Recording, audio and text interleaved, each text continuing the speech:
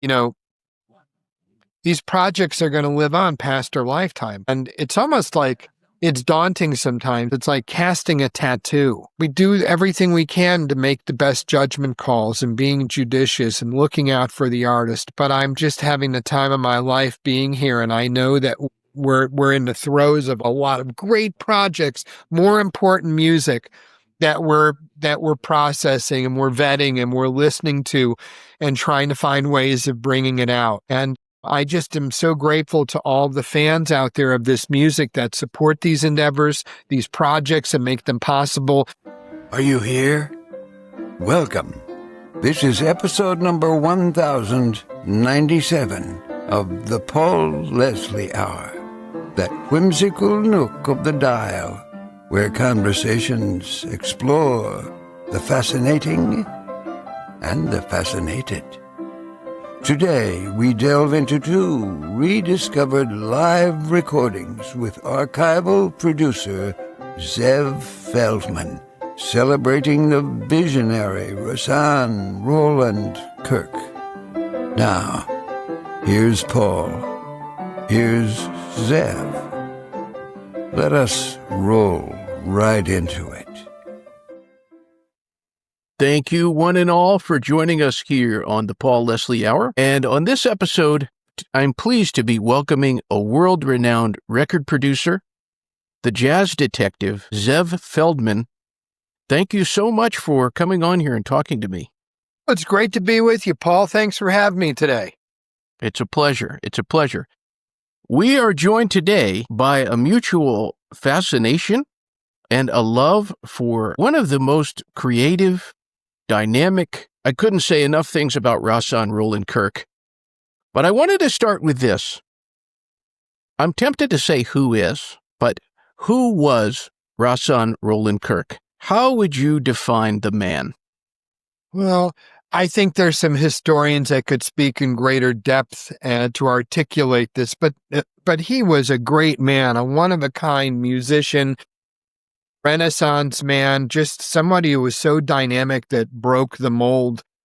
And he was this multi-instrumentalist, just a brilliant artist who I've been taken with for a long time, but it's really hard to describe this man's genius. But he accomplished things musically in the way that he played, and just there was no one else like him. He was just such a unique individual. I have commonly likened finding old tapes of all types of music to buried treasure. Now, I'm not the one who came up with that analogy, but you have a very, very interesting line of work in what you do. How did you get into this side of the music business? I got into this side of the music business by really a great stroke of luck, meeting my co-president, and originally, my gosh, 17 years ago at Resonance Records. I'm talking about George Claben, the founder of Resonance Records and Rising Jazz Stars, Inc. I was a sales and marketing guy with 15 years under my belt, working in distribution at major record companies and also for some independent labels too.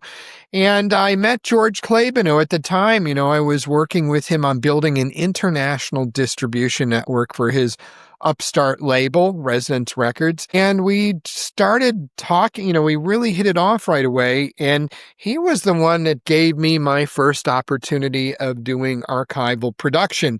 I'll never forget, he'd made me aware of these recordings that he had in his collection of pianist Bill Evans that he had made in the 60s. He said to me one day, he was really remarking about how he was surprised that I knew a lot about music. I mean, a lot of deep knowledge. I'm just a fan, like a lot of us, okay?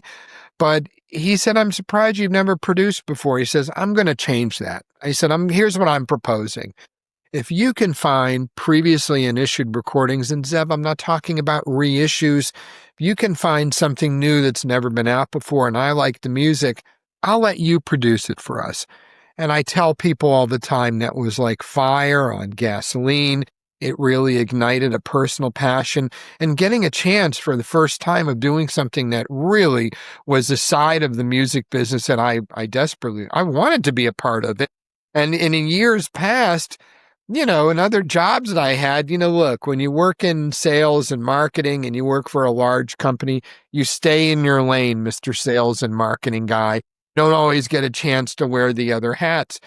But George Claben opened that up, and I have to tell you, at the beginning, working on Bill Evans live at Art Lugoff's Top of the Gate and Wes Montgomery's Echoes of Indiana Avenue, that was the beginning of the road for me.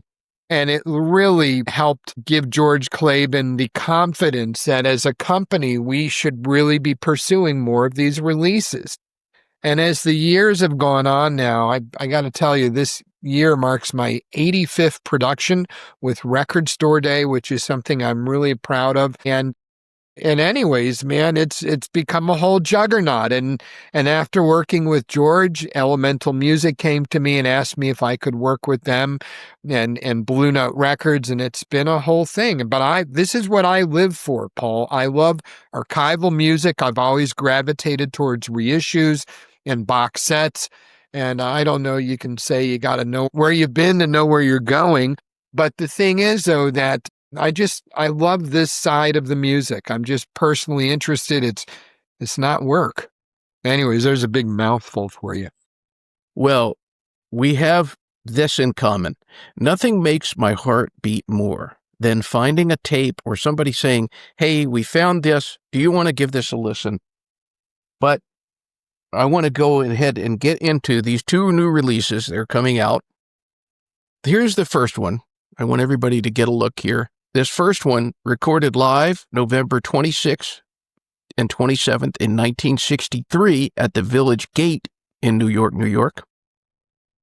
And I will tell you just very quickly that I had gotten this in the mail, and I went to bed, and I had to get up early the next day, and I couldn't sleep because it was calling me and calling me. And there I was at 3 o'clock in the morning. I finally relented, and I got out of bed, and I went and put it on.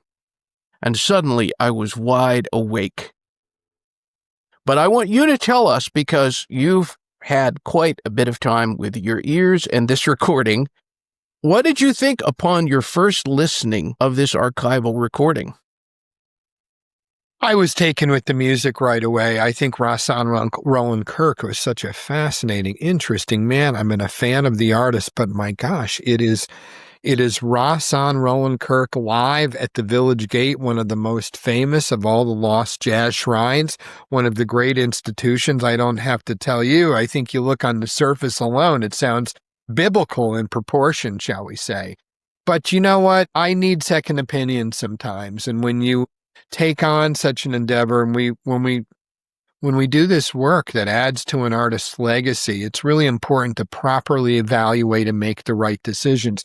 Just because I have a tape doesn't necessarily mean it should come out. I did what anybody with an interesting Rahsaan Roland Kirk tape might do, and I reached out to the great saxophonist, multi-reed player and instrumentalist himself, James Carter. And James has an ability, I would say, of reading the tea leaves. And I had been talking to Dorthaan Kirk for a while, who is a dear friend of many years now. And we had an expressed desire of wanting to do things. So I had him listen to it first because I wanted to know this was the right decision. You've got to make the right decisions here. Sometimes not everything is meant to come out. But he reassured me that, Zev, this is really fascinating the way he's playing here. Zev, this has got to come out, to paraphrase his words.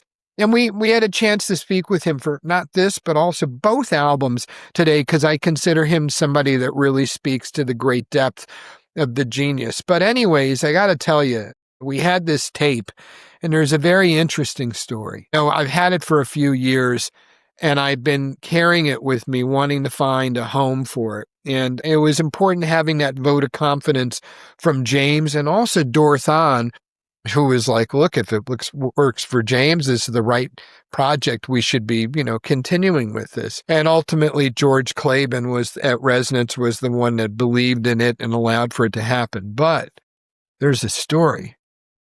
So a few years ago, my friend Jeff Joseph of Joseph Audio, he's an audiophile speaker maker who goes to all the different hi-fi shows around the world. He lives in this space. He's also a recording engineer and man who handles tape for me from time to time.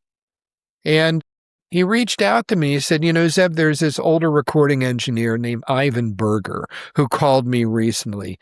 And he's asked if I knew anyone that would be interested in an unreleased Rahsaan Roland Kirk recording.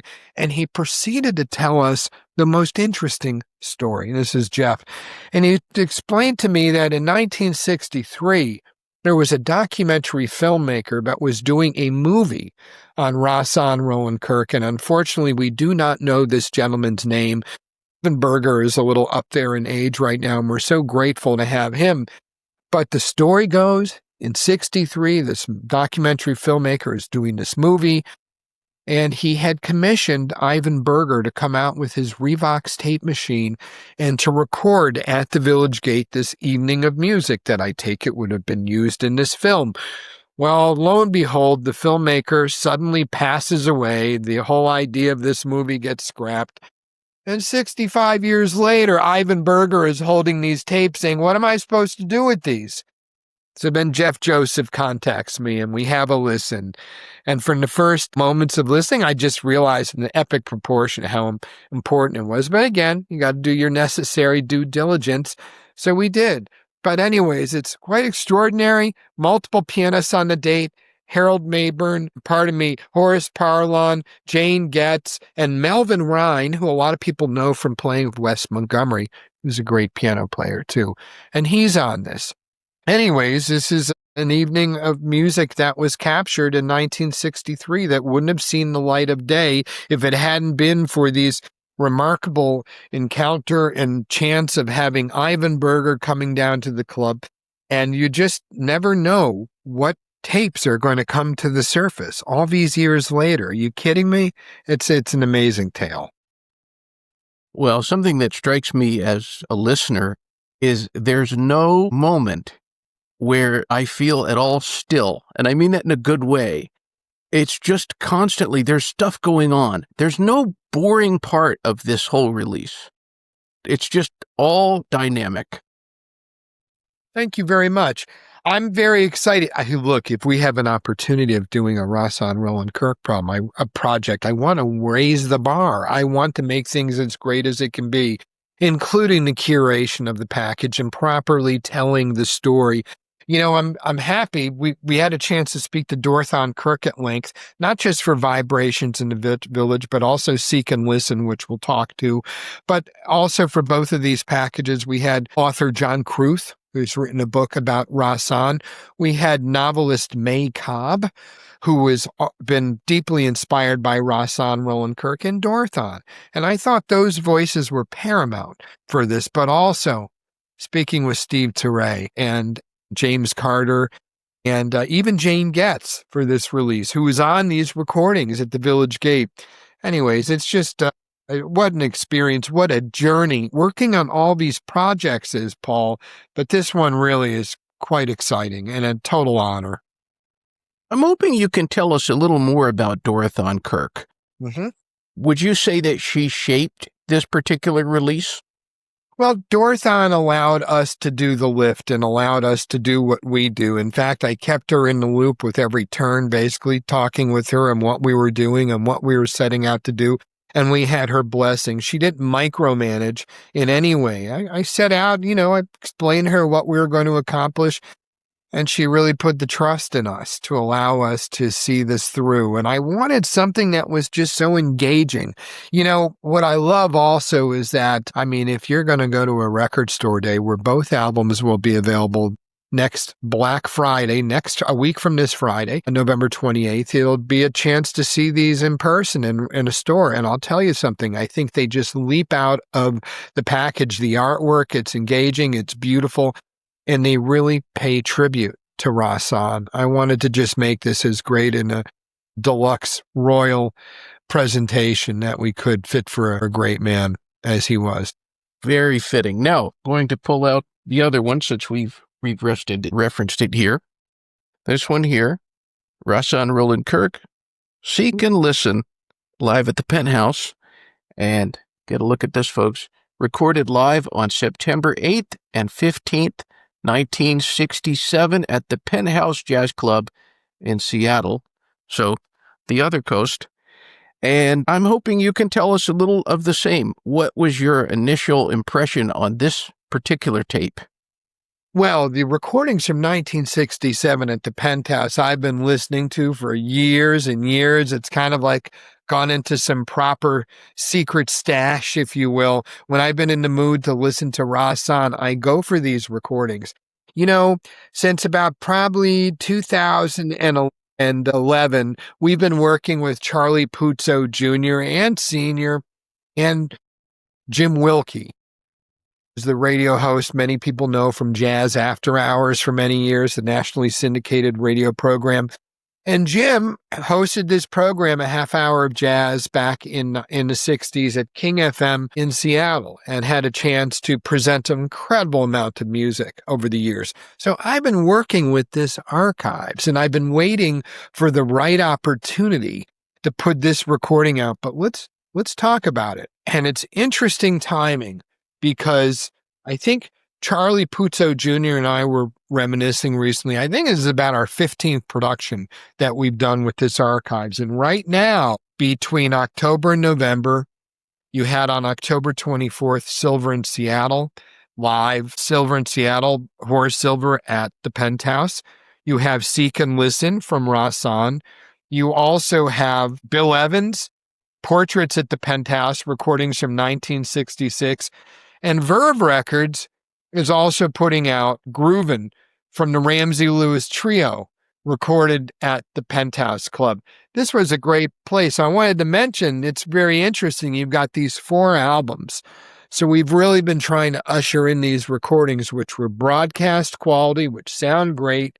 But these recordings come from a different era of Rahsaan, a few years later, from Vibrations in the Village, recorded in 67 with pianist Ron Burton, bassist Steve Novosel, who, by the way, was married to Roberta Flack, and the great drummer Jimmy Hops, a.k.a. Jimmy Esprit, who some folks may be familiar because he played, for instance, with Charles Tolliver's Music Inc. and many others, too. But anyways, listen, very special recordings which bring a very special energy. You feel this band, this collective unit, as Steve Novosel talks about in the interview that we did for him. This band went everywhere together and spent a lot of time. It is a super cohesive unit, but the energy, the warmth, you can even listen to this banter from Rahsaan that we've kept in from the stage. It's uplifting. Mm-hmm. It reminds you of how powerful and a brilliant mind this guy was. And but I wanted to set out to create an event, Paul. But listen, I wanted to create an event. I wanted to put out both of these projects at the same time. I wanted to raise the flag in epic proportion for Rahsaan Roland Kirk because he deserves it. And the folks at Record Store Day have done so much to make that possible. Now, look, we're going to have a CD issue of this as well, which will be available the following Friday. But I say in Rahsaan Roland Kirk, we trust. He's bringing us bright moments from the beyond. And it's just absolutely exciting. And I'm just so proud to be a part of it. I'm so glad that you mentioned the energy, because the energy listening to these, it's palpable. I mean, sorry for blathering on about my sleep habits, but the other one, to get personal, I was feeling sleep deprived, honest to goodness, and I put this thing on. I thought, okay, let me give this a listen. And I was really just jolted. There's something about it that's just like, wow, you use the word energy. Amazing that a recording. I never got to see them live, but I get to listen to these albums, and that's pretty special. Man, they transport you back to the club and being there. I mean, and that is one of the things that I absolutely love about live recordings. I feel that, look, there have been famous live albums throughout jazz history, right? But we're in this period right now. Record Store Day has played a huge part, and just doing archival live recordings, it's another chapter. It's music that hasn't been available. The experience from the stage is a different one from studio experience. There is these elongated statements that even say more sometimes, and more emotion that comes out of these artists. I love the fact that we're able to bring these recordings out. I think they show another side that we don't always get a chance to listen to. And I think it's important. I think that the live album experiences, it reiterates and really reinforces the strength of how this music thrives on the bandstand. And anyways, I'm thrilled, man. What can I tell you? I love this, man. I wouldn't trade it for anything. I feel like I'm the luckiest person in the world getting a chance to work on these projects day after day. My heart is full. I feel very privileged, and I serve this music and these artists' legacies. And I want to say something again, very important. We work with these families of these musicians. We pay royalties. We pay publishing. And there's something to be said about doing things above board the right way. I have, even as of late, seen publicized the labels out of Europe who I know are not paying the artist. If you see a project with my name on it, you know that the right clearances have been made and that we've worked with securing those rights, working with the musicians and their families, or at least we always make our best effort. Sometimes there are no family members, but normally we always do. I mean, that's the reality. But the point is that I take great pride that these projects have been respectful to the artist's legacy. But you don't need an owner's manual. Just put them on, listen, but stroll through the liner notes and these booklets and these packages. Let the photographs, the images, and the words and the music transport you. It's very easy to do. Absolutely. And, there is a pleasure aspect to this, of course. But is there a greater purpose to this work that you do, Zev Feldman? I don't know. I think selfishly, it's just a lot of it just keeps me interested. It's not work. And I think for me, I'm very lucky when we do these projects, we hear music that hasn't been out before. There's a lot of responsibility with that, but it's really fascinating. Every day I spend hours listening to recordings, seeing if there's something interesting that would add to an artist's legacy. I wouldn't trade it, but it takes me back. It makes me think about what George Claiborne said to me one time. These projects are going to live on past our lifetime. And it's almost like it's daunting sometimes. It's like casting a tattoo.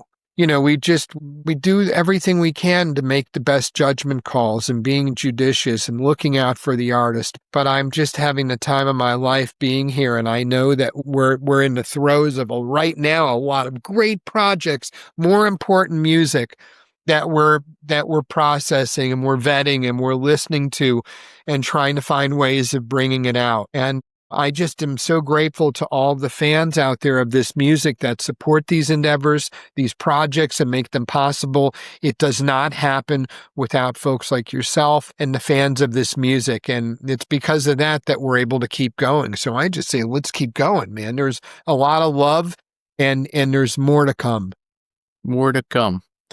Well, November 28th, that's Record Store Day. November 28th, and I'm just going to show them again here, which people can see. I'll show one, and then two, like that. And if somebody picks these up, which I highly recommend they do, it's something that could or should be a part of your collection for the rest of your life. What do you hope somebody gets out of the experience of listening, beyond just this energy that we talk about and this enjoyment? You know what? I love building these packages. They're almost like books. I want people to enjoy them. I want people to live this experience. And then I want you to put it on your shelf, and I want you to feel compelled to want to take it off later and revisit. It's curation, and it's celebrating the artist, and it's in the highest art form possible. And it's also because a lot of the generosity that we receive from the labels that I work with. George Claiborne at Resonance has made so much great music possible, and he was the one that really started this, with me at least, and I want to keep going. But Yeah, man. That's what I say. There's no owner's manual necessary. Just put on the music, take out those booklets, read, but more importantly, just enjoy, man. That's all that you need to do. Think about these artists. Think about how wonderful and special they were in a time when giants walked the earth, and they still do, but there's something about the amazing legacies that have been laid before us of these towering figures in music who are still touching people. They're also transcending generations. And I'm just like really taken with it. I'm just thrilled to play a small part. What is the best thing about being Zev Feldman?